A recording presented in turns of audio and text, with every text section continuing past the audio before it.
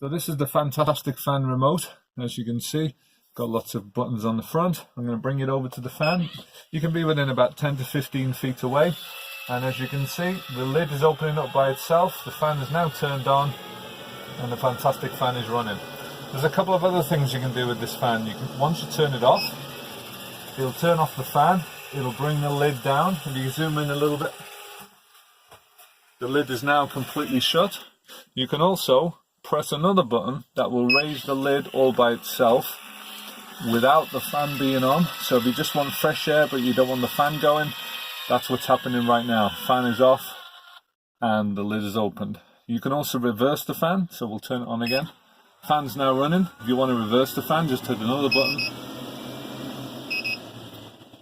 The fan will slow down all the way to stop, then it will start up again and it will spin in the opposite direction, like right now. You can shut the fan down again. And lastly, if you just want the vent open by an inch or two, you have a manual controller right here. You can just simply turn it and open it up a couple of inches. When you're finished, you can either close it with the button or you could close it with the screw. And don't forget, it is water sensor outside, so if it does rain, the vent will close all by itself.